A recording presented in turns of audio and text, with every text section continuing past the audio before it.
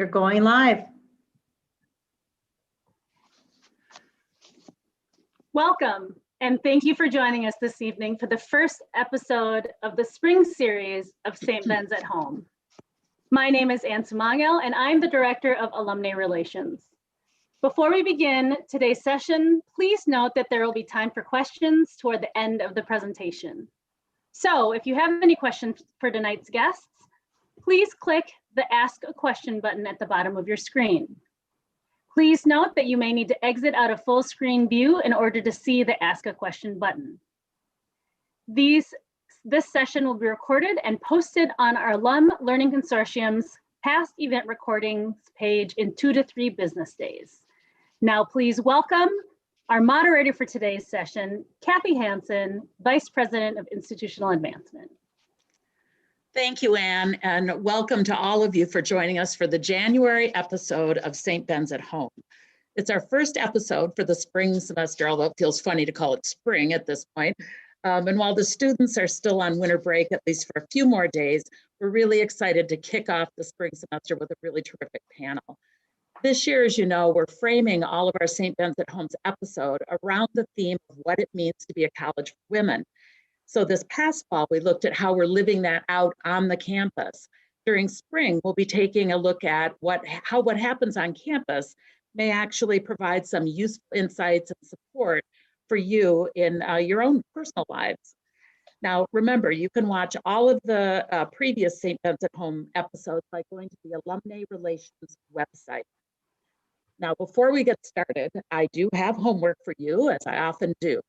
I am interested in hearing from you your thoughts, your response to the following question.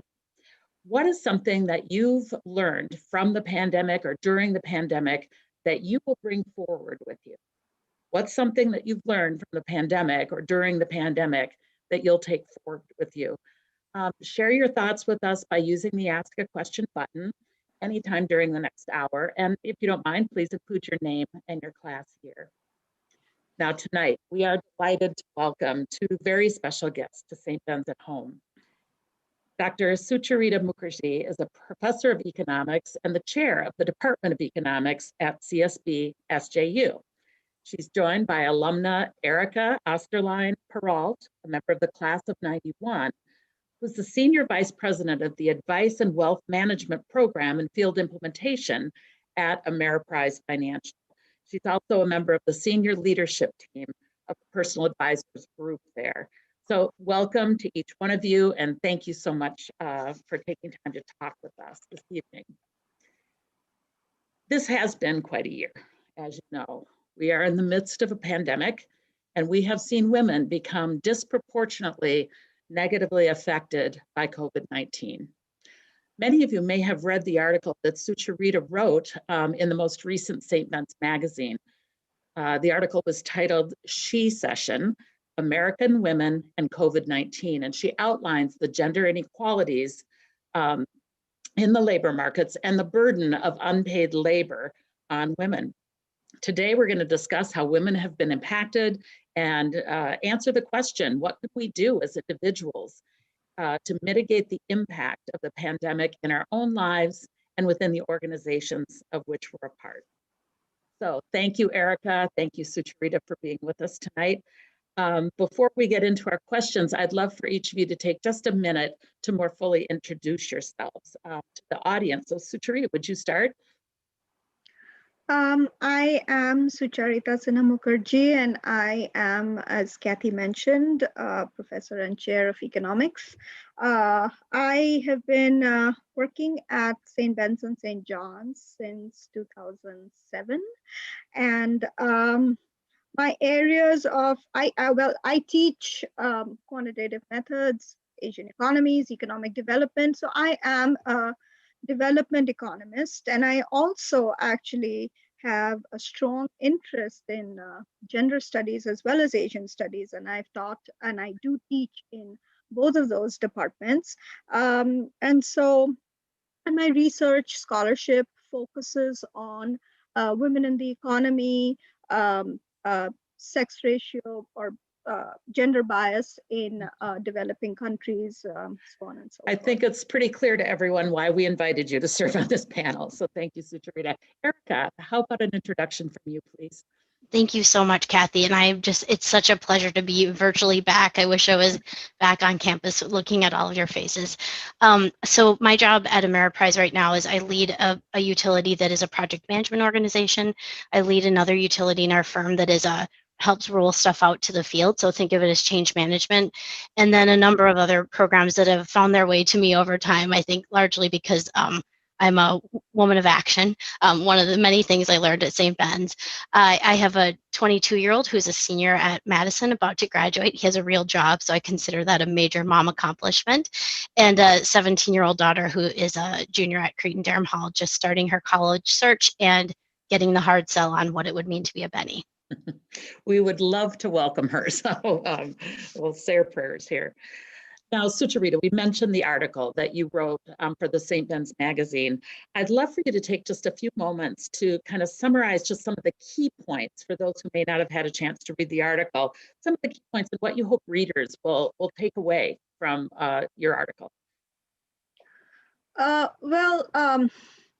What I wanted to communicate in the article is really laying out some of the important inequalities in the US labor market, in global labor markets, gender-based as well as race-based inequalities, and try to point out that these inequalities were already there. And as economists, we unfortunately rely on natural experiments like pandemics, the Great Depression, and then the COVID pandemic to actually reveal or provide us more information because we can't conduct those natural experiments. And this pandemic hasn't created new inequalities, but it's kind of laid bare those inequalities which, as economists, as feminist scholars, we always knew existed. And in particular, my emphasis and the inequality exposed in the pandemic has been the gender-based occupational segregation of labor in the labor market, where people are segregated into different occupations according to their gender, which is to say, not that they choose that it, whether part of it is conscious and part of it may be unconscious, but women and men are segregated into different kinds of occupations. And given the nature of the pandemic, given its impact on sectors which require interpersonal connection, which require people to meet face to face, and given the fact that women are disproportionately engaged in those occupations, the pandemic has hurt them more. Interesting. The other aspect, of course, is the gender division of labor inside and outside the household, which means as economists, we define work as anything which requires energy, time, and skill. So in reality, and the way in which we think of work in everyday language is in terms of work for money. But in reality, anything that takes up your time, takes up your energy and skill comprises of work. And the pandemic has really, again, by kind of making the boundary between those two kinds of work rather seamless, it's resulted in a heavier burden for individuals who are disproportionately engaged in unpaid work, that is housework or childcare.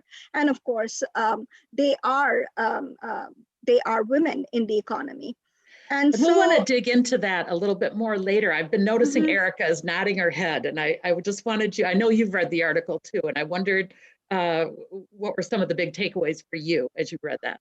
Well, just a couple of quick points. One is, I think it's so important for us to discuss this gender-based segregation of the labor market. You know, it's a social construct that is really at the heart of a women's college, right? And what we need to think about, what is women's work? My own experience, I think, is an interesting anecdote. I was one of 5 econ majors in my year. in 1991. And, that's certainly not enough, right? The idea that math, science leading to other kinds of occupations is just an interesting note. And Sucharita confirms, and a number of other research confirms it as well, that women are, pick a number, but at least 3 times more likely to be doing most of the housework and childcare during the pandemic. So, to not just paid work, but work in general. Although I'm heartened, Sucharita, to hear that anything that takes time equals work, because that means my TV time is work. And so thank you for validating. But I'm mostly heartened actually by the idea that programmatical and policy change, a stronger foundation for our country, comes out of events like this. It turns, your comments, Sucharita, econ is the dismal science. It makes it a hopeful science to think that we can see a shift the same way out of this. And that leads me to ask something. I remember in an earlier conversation we had, Sucharita, you spoke about kind of the relationship between economic structures and constructs and social structures and constructs. And that was kind of a new idea for me, and it may be for others who are listening. And I think it relates to what Erika's been just talking about right now. Can you say a little bit more about what that means and why it's important? It's important because, again, we can't have an economy without a society. The economy was created to support the society that we live in. So though we kind of think of these things as separately. And so often the issues such as who does paid work, who does unpaid work, who does what sort of job in the labor market. Often these issues are kind of framed in the context of choice and purely individual choice. And that might be true if we were not social beings and we didn't factor in the social decisions or the social realities, the social expectations of us while making those choices. So women are, for example, disproportionately engaged in the caregiving sector, as caring for elders as well as children, and that's kind of a natural extension of the role that women play as mothers. And it's again, there's nothing wrong or nothing right in these choices, but it so happens that these we might think these choices may come independent of who we are and what we do in our social lives. And that's why it's very important to kind of factor in those social realities while we look at the economic realities. That's so interesting. I think, I think back myself, and I'm sure that there's others who were around during the advent of like second wave feminism, right, in the 60s and the 70s. And this was something we talked a lot about then. And it's interesting to see, to hear, to know and experience that, what has changed regarding work expectations for men and women, and maybe what hasn't changed. That might be the more relevant question for men and women in the workplace and their work at home. So, and I know there's research about this, so I'd love to hear what you think about what those expectations are. Can we quantify them, like the different expectations and how that plays out for women? So Erika, I'd love to hear from you about that. And Sucharita, I know you've got thoughts about that as well. Well, my starting point on this question is not as much has changed as should have. I often tell people I graduated from a women's college in 1991, and I really thought we'd be talking about things substantially differently in 2021. I think it's actually quite disheartening. And I don't want to be negative, but I think, addressing reality is part of how we solve problems. So I would offer, there's a fair amount of research that also says, however we were doing before being pre-pandemic, the pandemic has set us back. And it's going to be really difficult to make up the ground that we're losing and have lost. The volume of women leaving the workforce is going to be incredibly difficult to replace, especially when you consider, McKinsey calls it the broken rung. Women are far less likely to be promoted into that first level of leadership. So that means even when women rejoin the workforce, getting into the pipeline and moving up is going to be challenging. And one report from the Institute for Women's Policy Research said that an employment gap of just 1 year leads to a decrease in annual earnings by 39%. And wow. increases, that gap increases over time. So when you think about the additive nature of that for women in the pipeline, women succeeding at work, women moving up, what we're facing, I think it's a tsunami, and we're going to have to get into, and I know we're going to talk later about policy to address it. Right, right. Thank you for that. That's a stunning statistic there. Sucharita, what do you have to say about this? Right. So second wave feminism definitely had a strong impact on where we are right now, in the sense that there were things like birth control, things like the Equal Pay Act, and there were a plethora of Roe v. Wade, if we think about it, a plethora of legislations, movements, which really, some of them more radical than others, but which really paved the way. And there was this, of course, this whole generation of women who had graduated high school who now wanted their daughters graduate college, and so that push was there.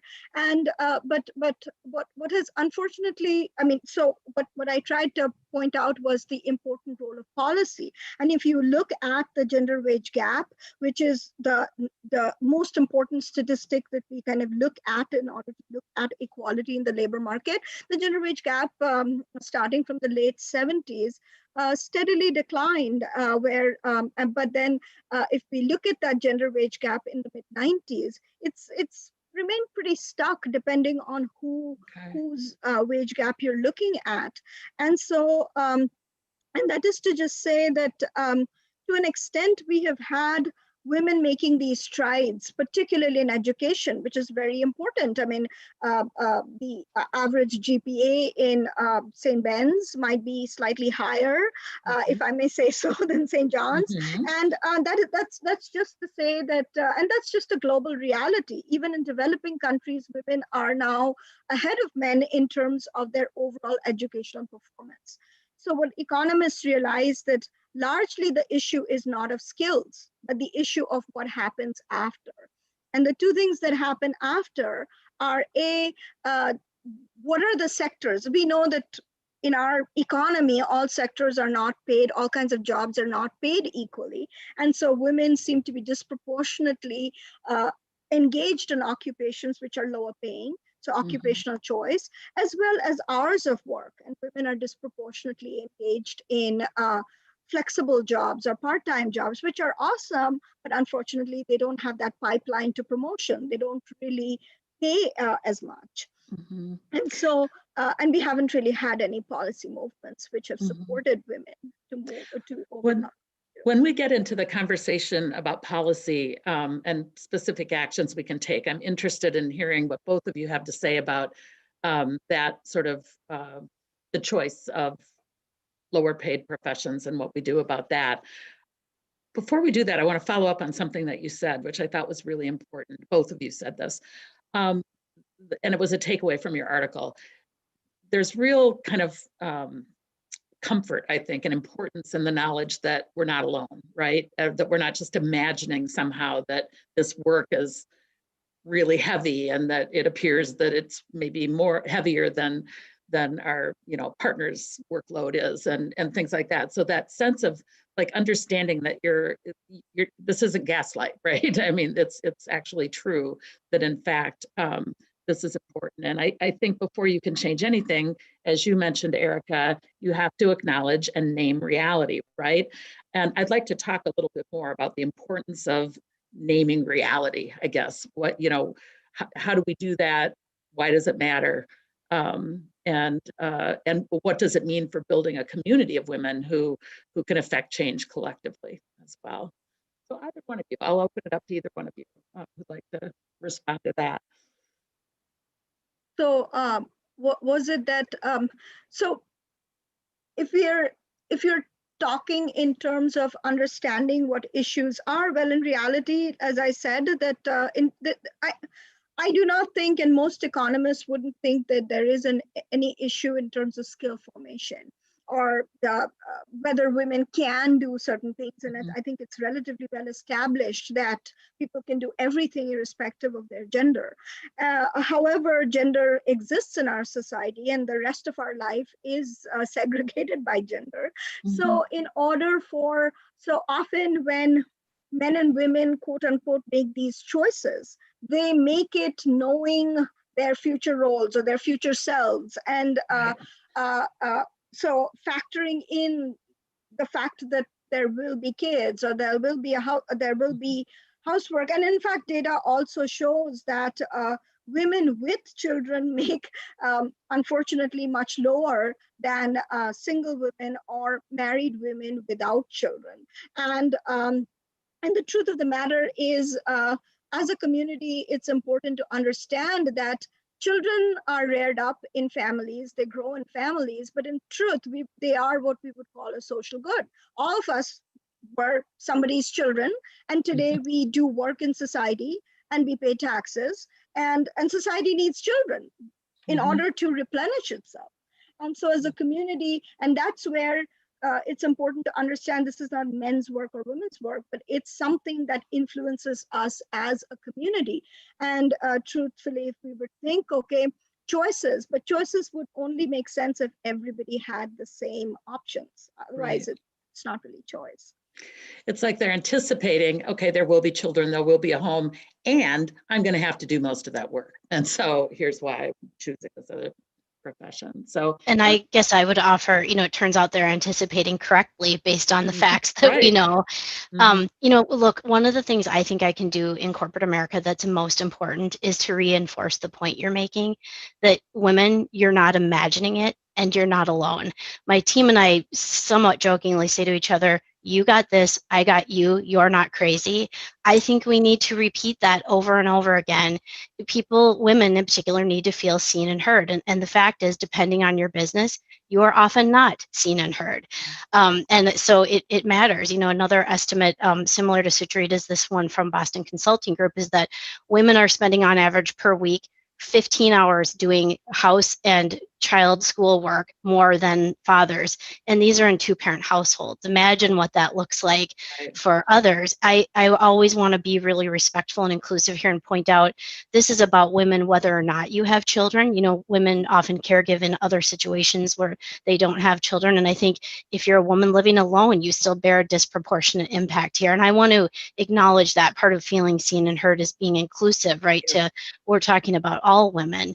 And especially women of color, so, we have to care about this. We need to care about the moral imperative, but to Sucharita's point, the business impacts are very real. So my bottom line is you're not imagining it. It was bad before, it's worse now. And part of the solution is business leaders engaging and being empathetic and creative in helping solve the problem. I think it's easy to think policy will solve it. I think policy is certainly part of it, and I know we're going to get to it. But a lot of this is individual leader behavior. Let's be better. We can change it within our own sphere of influence right here.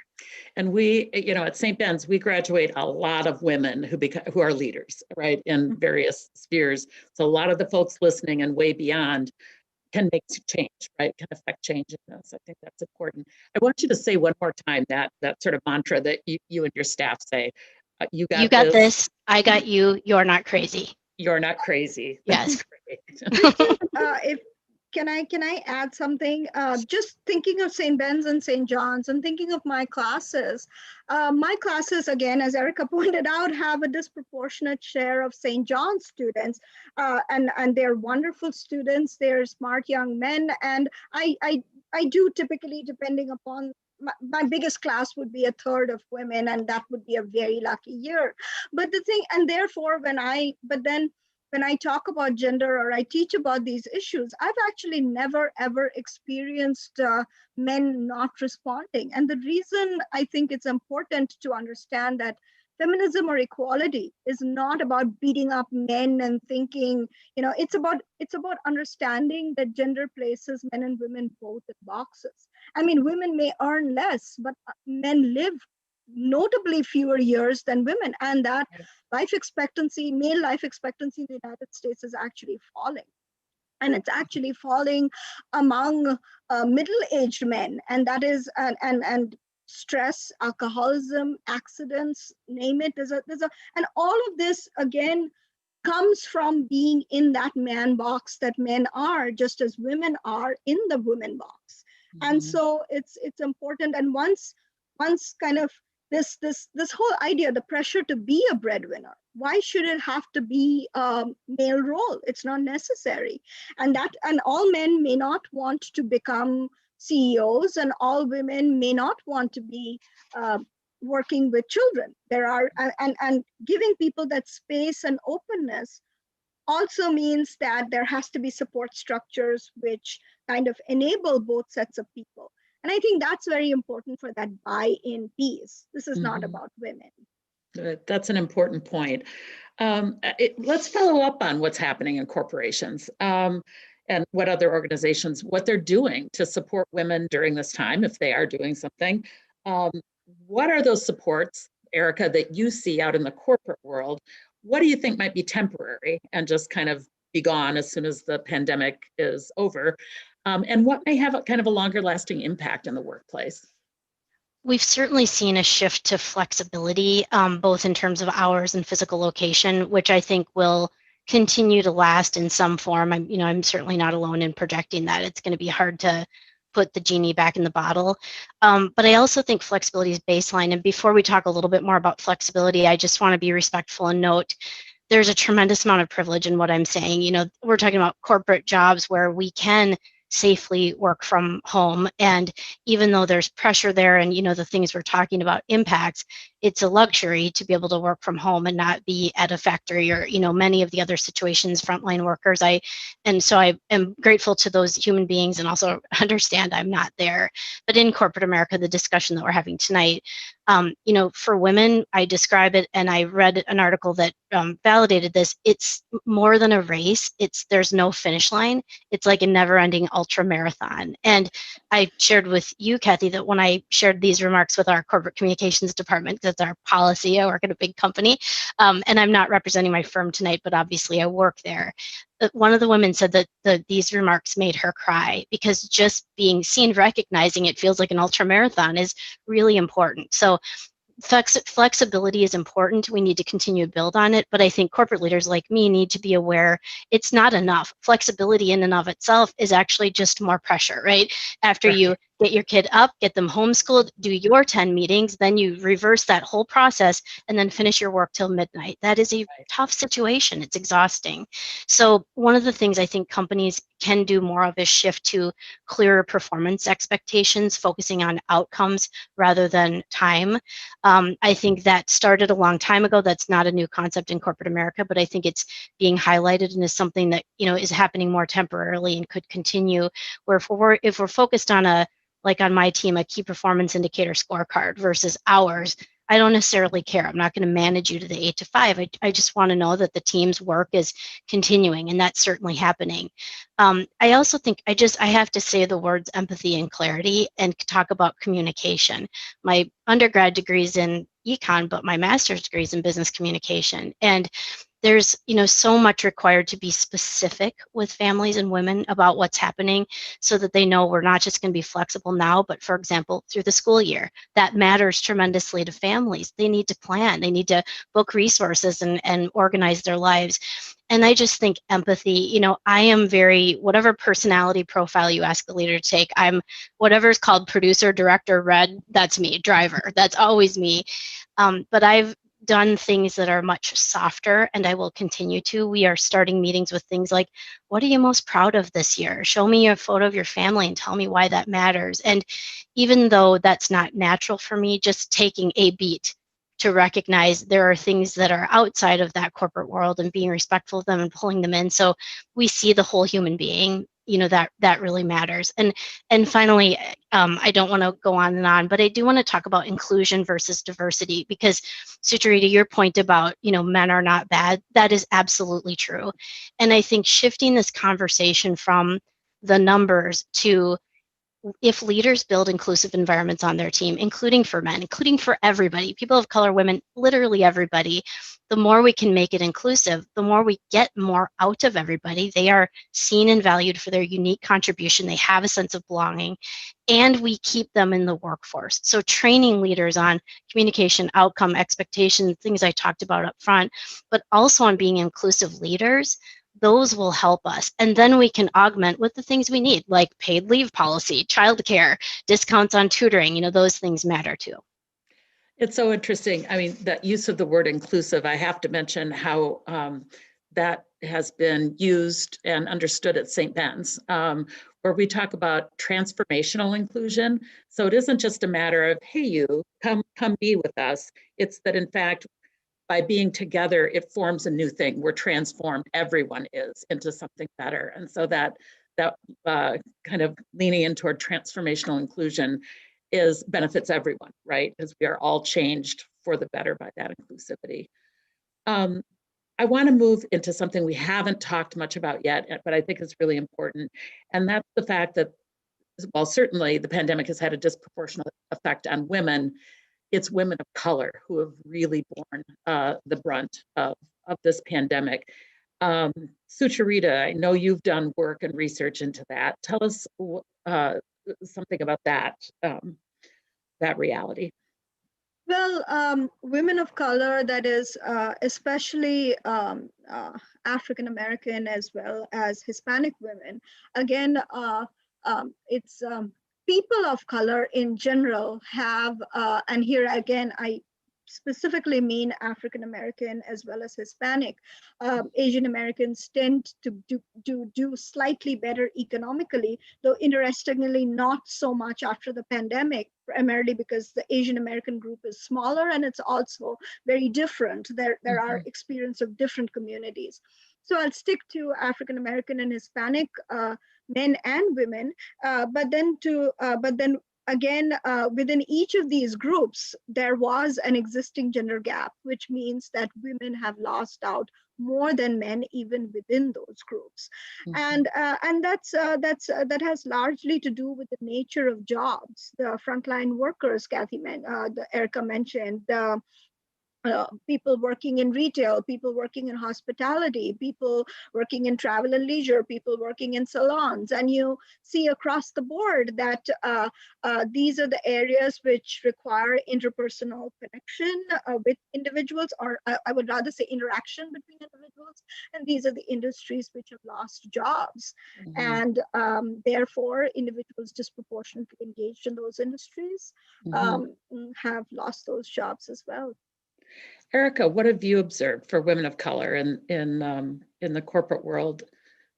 Just a quick data point, for however hard it is for women in general, it is that much harder for women of color. McKinsey says the broken rung we talked about, for every 100 men promoted to the first level of management, 72 white women are, but only 58 Black women and only 68 Latina women. So it's that multiplier effect, just like we talked about. The starting place is already really unfair, and then it's getting worse with the pandemic. So again, that's why this inclusion matters, and changing actual policy with regard to how we hire, how we promote, how we screen.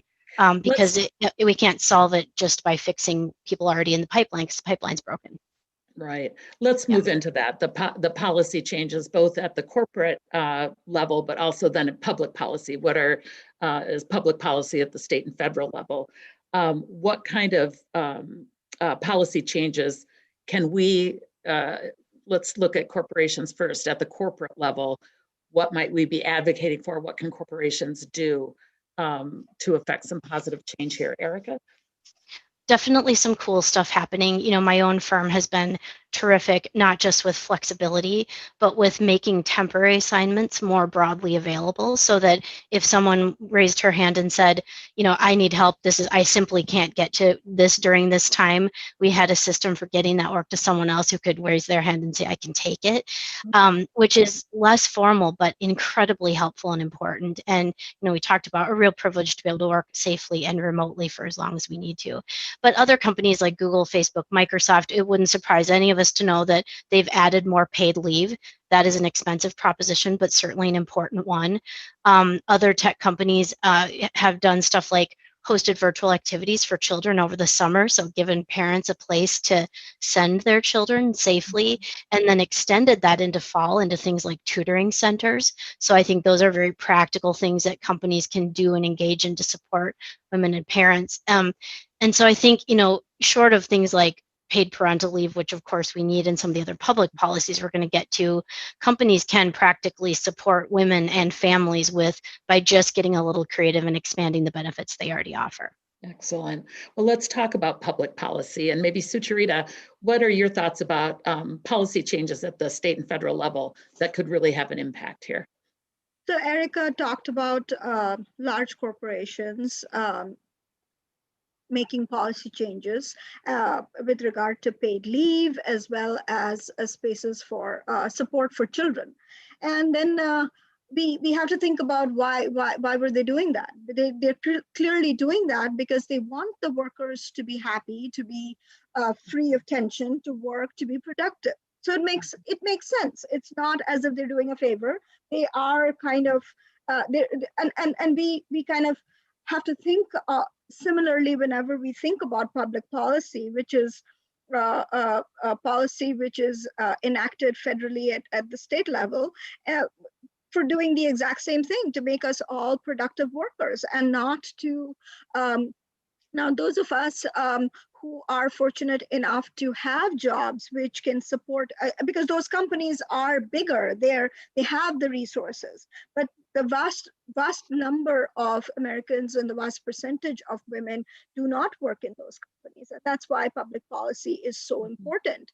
The United States, as we know, is the only country in the world, apart from, I checked the names and I forgot again, I know one is Swaziland and there's one other tiny country I'm forgetting. Apart from those two countries, we're the only country without any sort of paid family leave. And I don't want to call it maternal leave, because that is a label some countries use, and we are largely wanting to move away because it's family leave.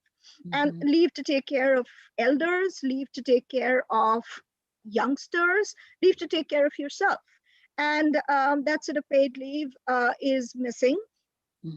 Of course, there is some hope, because it's at least managed to make its way into some of the agenda in the next years. We'll see whether it actually becomes a reality. So of course, paid leave. The other piece is childcare, because children do grow up, and daycare is notoriously expensive and difficult to find. And so affordable daycare is the other policy which all of our peers from Australia to Japan to, of course, Western European countries, Scandinavian countries, all of them have daycare, and or supported daycare, subsidized daycare.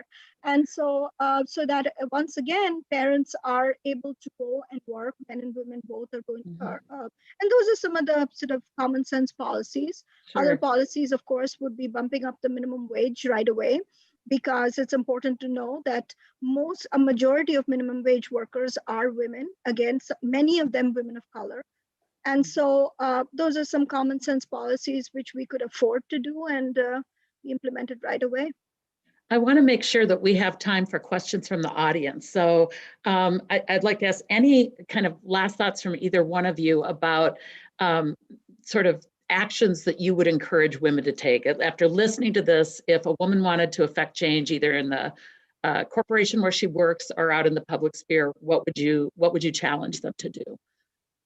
The first thing I might offer is if you're in the underrepresented group, in this case, we're talking about women, it is not your job to solve this problem. It's the whole culture's job. So the first thing I do is lean over to you and lift the burden off your shoulders and move it to the center of the table and say, this is ours, not yours. I suggest getting a sponsor. That's different than a mentor, somebody who will advocate for you so that you don't have to do it for yourself. Just an example, if you're being interrupted constantly, which women are 5 times more than men, certainly my experience in corporate America all the time, if you're being interrupted constantly, you're the crank if you point that out. But if an ally or a sponsor says, hey, let's let Kathy finish her point, she was really onto something good. So the first and most important thing we can do is be an active ally. Ally is a verb. If you can sponsor somebody, do it. If you need a sponsor, ask for it. And if you see something happening that you don't like, that if you see something, say something, jump in, because those of us who are a little bit older and have a little bit more experience, we owe you that. We all are part of the solution. We'll use our words here Yes. to make change. Sucharita, what would you say? And given the fact that one of the best parts of my job is to actually spend my time with young people who haven't yet entered the labor force, I think, and that's, I think exposing them to some of these issues, talking about these issues, and I think we did do a fantastic job of some of these at St. Ben's, the IWL. I know I have had the pleasure to be in their advisory board for a few years, and I'm just amazed at how much those women can do and talk about. And so talking about these issues more broadly in a range of classes and a range of out of class events, probably bringing learning from speakers, building communities, and sort of understanding what Erika pointed out, that you've done enough and stop, this is not on you. How about asking, not necessarily, I hate to call it asking for help, asking for your fair share, asking for others to pitch in, and not doing it in a way that, you're sorry and you really, you really don't want to do this. You really, but then saying it from a point of view of what is fair, because that's what it is. And then all of us, when we do have the power to cast our votes and make public policy changes. So I would recommend everybody to read up on the positions of different candidates. What is it that they're going to give me? Why should I vote for them? What is on the table? Are they looking out for some of these policies? And so whether it's at the school board level, city council level, state level, or the national level. And I think that's, we're overdue for that kind of change to happen. So that's great. That's so helpful. Thank you both. We're going to turn to the audience for some questions, but before that, we have one question that we ask all of our guests on St. Ben's at Home. And I'm going to ask you, would you tell us what your favorite place is on the St. Ben's campus? Erika, do you want to go or should I? You go.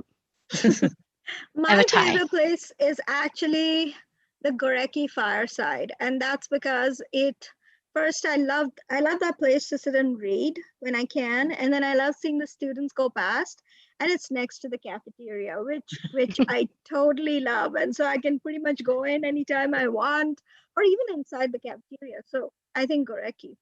Won't that be nice when we can actually go there and see people wandering around and then have a piece of chocolate lava cake? So of course. Erika, how about you? I think West Apartments for me, because that's where so many important women, and I spent so many hours solving the world's problems, and now here we are all out doing it. So there you go. Right. Yeah. Great. Thanks, Erika. At this time, let's open it up to questions from the audience. Remember too, if you've got a thought about something you've learned during the pandemic that you want to carry forward with you, let us know. And do we have any comments or questions that we can pose to Erika and Sucharita? Yes, we do. First question, Carol.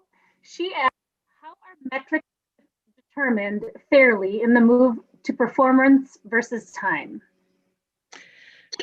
Anne, could you repeat that one more time? You were cutting in and out a little bit. So sure, sorry about that. How are metrics determined fairly in the move to performance versus time?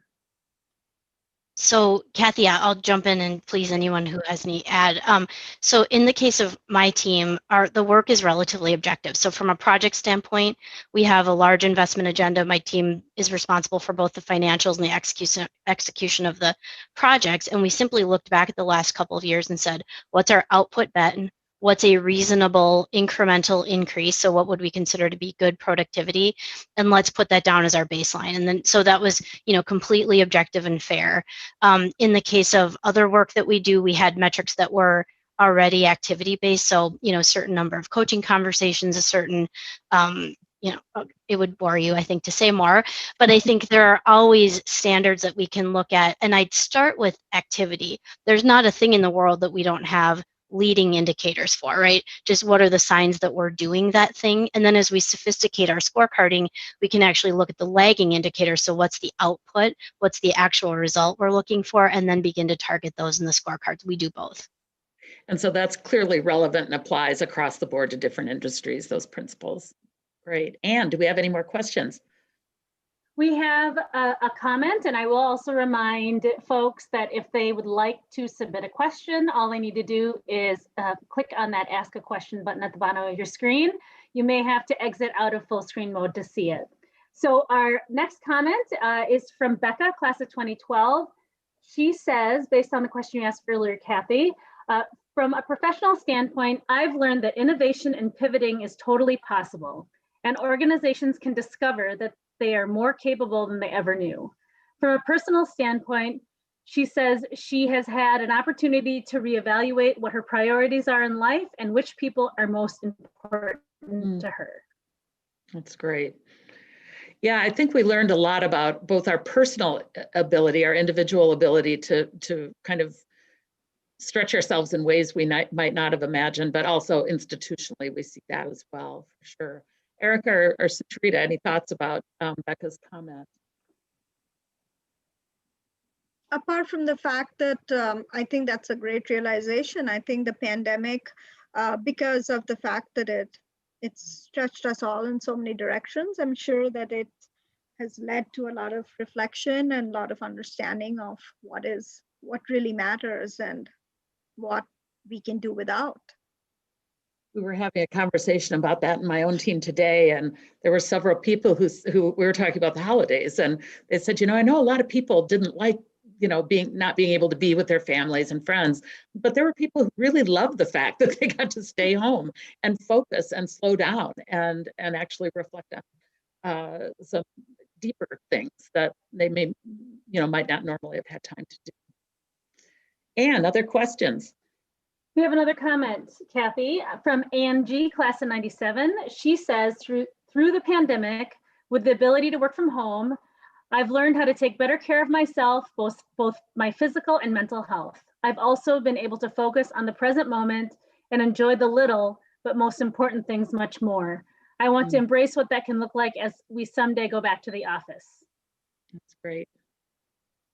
Yeah, I think we can agree. It's at first, I'd have to say there was a lot of baking going on in my house, pandemic baking, but then you quickly realize that it was actually possible. Erika, we were talking about earlier how you can incorporate working out in the middle of the day with relative ease when we're working.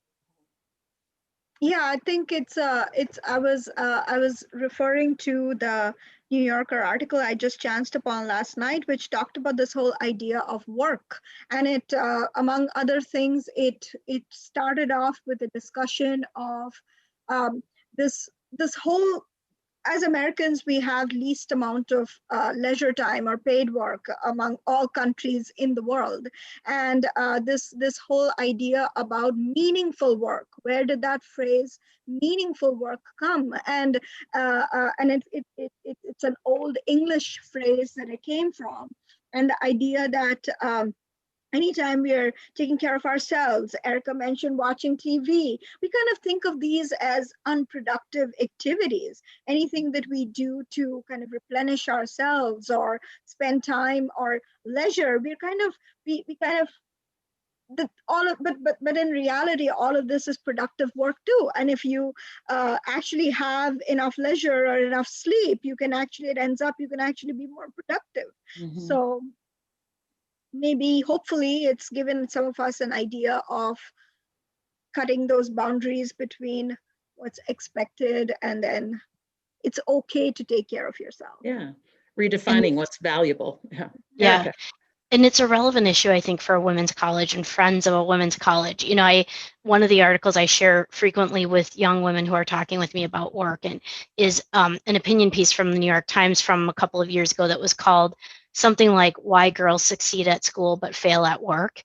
And the idea of it is that we reward young women for being hyper diligent, for sitting in the front of the class, for raising their hands, for getting excellent grades, for trying all the time, and that's partly how we feel guilty for just sitting down for a moment and taking that time for ourselves. And it's pretty fundamental, I think, to begin to shift to what's good enough and value the activities of caring for myself. And or one of my themes for this year is finding joy. What will bring me joy?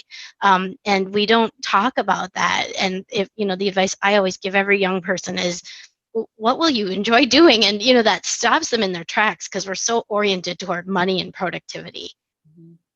Erika started the conversation saying that she was one of 5 women in economics, and in the economics department, we would love for a balanced composition simply because we know our female students, CSB students have been some of our best students, and women can, because, you know, there's nothing they can't do. But one of the things we've discovered is, and this is not only us, it's something that women researchers studying women in economics have discovered, is the grades. And it seems that anything lower than an AB is quick to turn off female students. And they, but then I shouldn't probably say it, but maybe we will have an occasional student from St. John's with a C or a CD or even a D.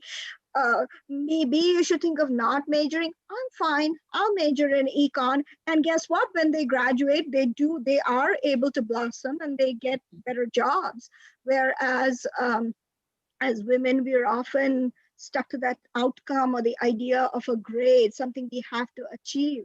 And maybe that's something that we have to give ourselves permission not to do. Well, it's like the sort of the adage too, that if a woman's looking at a job, unless she has every single one of the qualifications that are listed and then some, she won't even apply. And men can look at it and see some fraction of them and think, yeah, I can do that, you know, and go ahead. And we need to lower the kind of the barriers for participation, I guess, in some ways. And that's true in choosing a major, it's true in choosing a job, all of that. And Kathy, Anne, just a very, sorry. Please, Erika. Just a very quick note about that. I think it's important also to acknowledge the role of unconscious bias when we think about that, because it's easy to think about, well, you know, women, you should just be more confident, go ahead and apply. But some of it is also employer, recognize that bias exists and expand your pipelines, reach out, talk to women about what they're capable of. You know, again, just want to continue to bring out what I'm accountable for as someone who works in corporate America, which is we need to shatter those biases and systems that support that, not say women should be more confident, you know? Yeah. And I know that's not what you were saying. Yeah. Okay. Anne, more comments or questions from the audience? Yes, we have a question from Mary. We have heard about corporate actions and public policies that can be enacted to address the inequities, but what role do you think should CSB and SJU play in here to create change? That's a great question. I'll open it up to Erika or Sucharita, whoever. As an alum, I would just say, you know, continue to exist and thrive, because we really need that education. I often and frequently, as recently as in the last year, tell the story of Sister Coleman O'Connell greeting us my freshman year, my first year, there's my bias, and saying, you're not girls, you're women, and you're not just women, you're leaders. That shift for me was fundamental. And so I think, you know, that kind of language, that kind of fostering, you know, Sucharita, you had so many great stories about how you even think about composing groups and how they'll work together. You know, I think the institutions focus on transformational inclusivity, and clearly that's funneling down into professors and the actual things they do. I think more of that and keep going from an alum perspective. Thanks, Erika. Sucharita. And I would echo that. I think, I mean, as a faculty of color, and now the only female faculty in my department, I have personally never felt any sort of bias in my workplace, which and I've not felt it in the least, whether in the department or outside. So and initially, as a young faculty, I was hesitant to talk about gender with students, but as I said, that there'll be the occasional student who, and that too would be maybe in my earlier years of teaching who would challenge some of these things, some of these notions. But I mean, it's not that they accept everything I say, but I think we do a wonderful job of creating socially conscious men and women both. And I think, it's important. We do have leadership development in CSB, but I think we will continue to work to building leaders in CSB in but and I wouldn't say, as Erika said, that they don't have, they're not confident, but I think it's important to have that satisfaction in knowing that you're not perfect. And I worry that some of our bennies are almost too perfect. In fact, we had but it's interesting how they recognize some of these things. The Heinz team, I think it was in spring amidst the pandemic. Well, and their project was, the Heinz Scholars cohort had their project on, are women more overstressed, or the overstressed Benny, or I can't remember the exact name. Mm-hmm. So I think they do wonderful things. Mm-hmm. They're amazing women. And we do a good job of talking about a host of issues. I love how they took up the issues, how the St. Ben's and St. John's Senate took up the issue of racial injustice on their own in summer, and how they completely led that, and they led the faculty, and we were really proud of the work they were doing. That's great. Thanks, Sucharita. Anne, are there more questions? We probably have time for one or two more, maybe. Just time for one more question here from Caitlin, class of 2017. She thanks you all for the incredible conversation. Her question is, how can young women make equitable changes from the ground up when they are in entry level or other jobs 0 to 5 years out? She says that she's found it difficult to advocate for more equitable policies in her quote unquote lower level position. Do you want me to start, Kathy? I want to be respectful. Okay. Yeah. First of all, Caitlin, it's such a good question, and your position isn't lower level, it's just different. So, I think that's one thing. If you don't have a mentor, I think a mentor is a great place to start, to say, how best could I influence these things in the right way, consistent with our culture, but still in a direct and productive way. And then you heard me kind of differentiate between sponsor and ally. A sponsor who's, a couple levels up from you, who sees you and gets you, it's really their job to advocate for those things for you. Now, doesn't mean I don't want to hear your voice. I do, but I recognize, each move up, you get a little bit more position power. It's actually the job of the people with a little bit more position power to help you. So leverage that. And those are the three things I would say. And if you need anything, reach out to me after and I'll help you. Thanks, Erika. Sucharita, would you have advice? Well, when I kind of look back again at my life as a faculty, as I mentioned, I didn't experience any bias, but it was, I would say, the role of very powerful women mentors who I found, who were in many cases not in my department. They were from outside, and I was just lucky enough to chance upon several of them. And I think that was very important in building confidence in me. And because I don't know whether this is relevant for Caitlin, but our departments at St. Ben's and St. John's are rather small. So it's possible that you don't find a mentor or an ally within the department, depending on your interest. And so I've always found it very useful to venture out. And maybe in the process, I may have taken on more, but I think I benefited. I benefited from different opportunities that I was open to, and different people I was open to confiding in or talking to. And it's, I think Erika mentioned it, people might be hesitant to approach others, but once they do, they realize that all of us have been in the same boat sometime or the other. And most people, I would say, are very open to reaching out and helping. I'd like to suggest, Caitlin, too, if you're in the business world, we have an organization called Bennies in Business. It's a fairly new thing that we've just started, and it's a chance to be connecting with other Bennies and, Bennies who are mentors to, other folks and to students. It might be a group to get connected with that could both benefit our students, but also create a network for you that could be really supportive and helpful along the way. And our alum relations team can help you get connected there. So, Anne, I think that's it for our questions tonight. This went so fast, and I really want to thank both of you for just an amazing conversation. And I know we could go on before. Thank you for taking time out of your schedules. I know that you're both very busy. Thank you for giving us some thoughts about how we can both support other women and advocate for ourselves and within home and workplace to make a more just and equitable world.